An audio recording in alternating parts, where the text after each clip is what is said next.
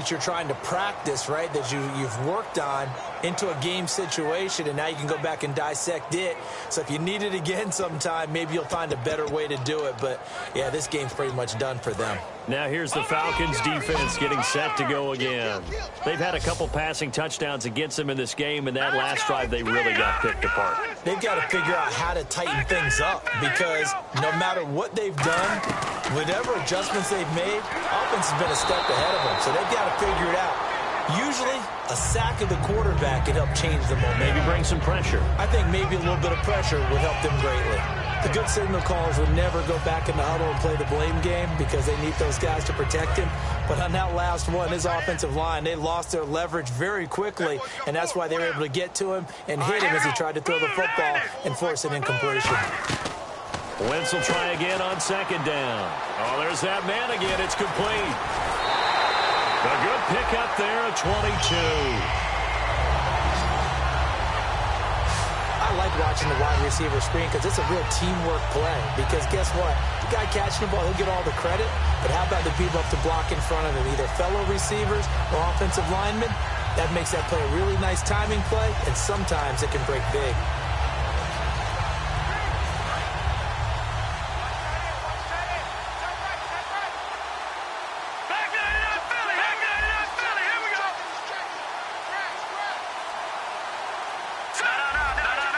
They'll need to get the play off quickly. Throwing on first is Wentz. The left side completion to Jones. And brought down, but not before they get it inside the 10 to the 7.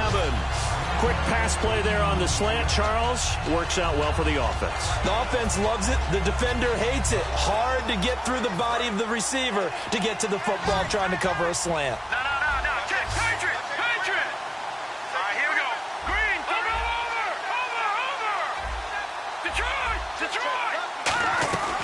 Now Bell. And he'll fight forward maybe to the line of scrimmage, but that's all. They'll say no gain on the play, and it'll be second and goal. And now they're in the hurry-up. Wentz to throw on second down. That's caught at the 2. That catch good for 5. It's third down. They're knocking on the door as they come to the line here on third and goal from the 1.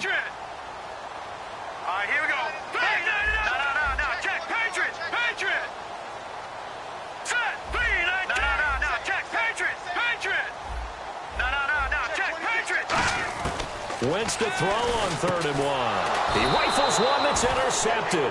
Picked off. It's the Pro Bowl corner, Joe Hayden, with it. And a big turnover there as his guys will get the football back.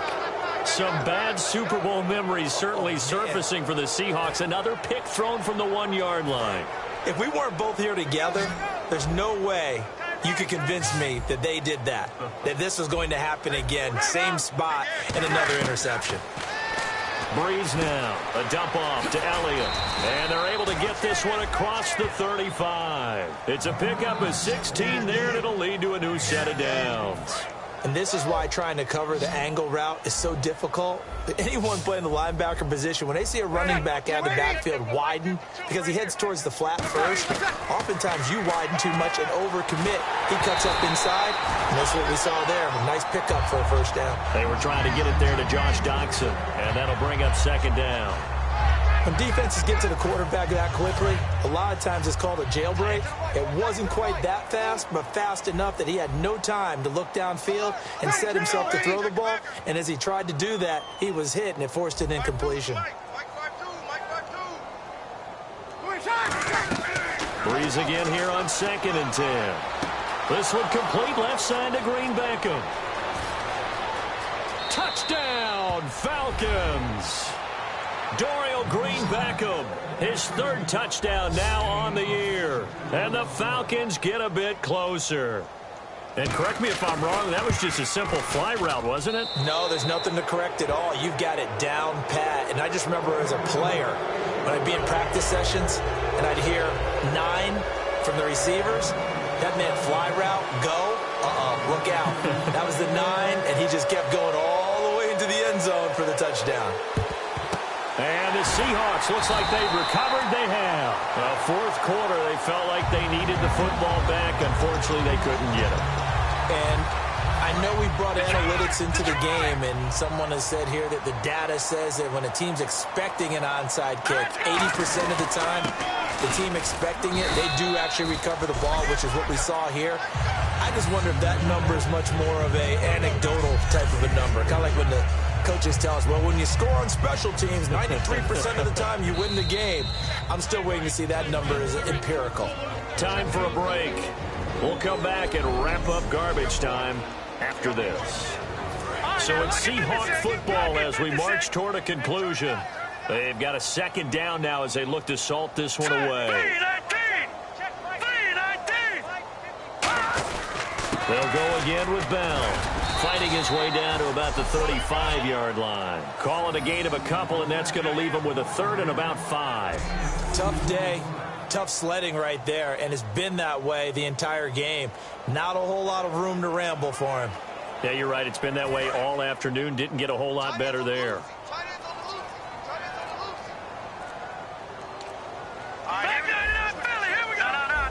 They come out here in the eye. And they're going to take it all the way down and just take the delay. Delay of game, offense.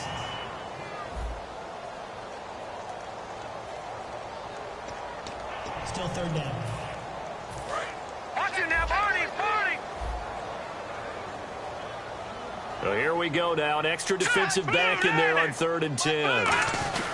After the penalty, it's Bell.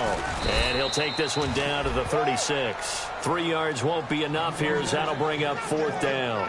Some of the most unselfish players on any football team, defensive tackles, because we ask them to just eat up blocks and allow other people to make tackles. But when he can make a play himself, as we just saw there, that's a big day.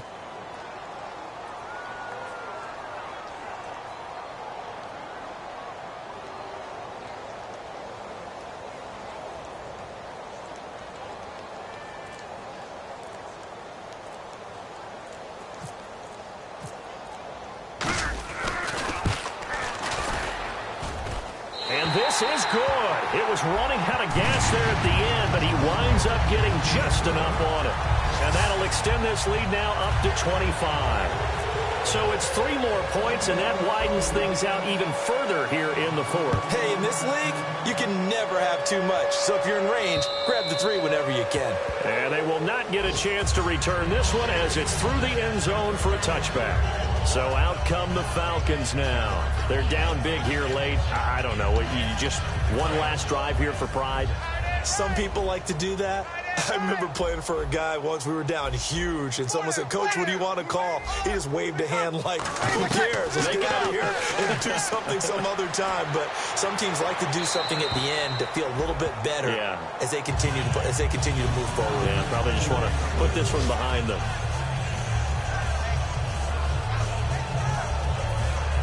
So they're still at the original line of scrimmage here. 2nd down and 10. Looks like the defense in press coverage here. Breeze will try again on 2nd down. Drops it underneath to Elliott. And he'll get to the 29-yard line, brought down there. Now whistles come in. We're going to get a timeout here by the offense. It's just their first. They've got 2 more to use here in the final stages.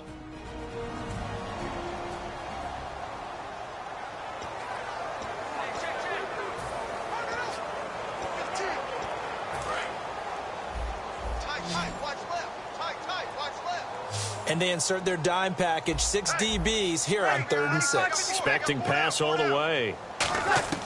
Now Breeze on 3rd down. And that will be incomplete with a clock showing 18 seconds now to go. Here's Tressway now as he's on to punt for Atlanta.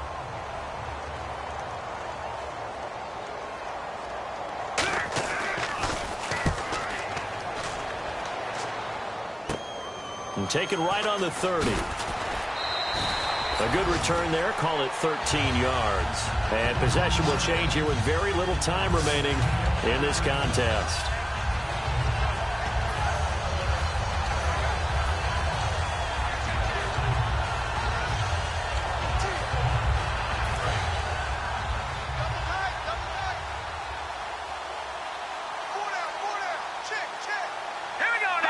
Down to a knee here. The defense still with a couple of timeouts. We'll see if they want to use them.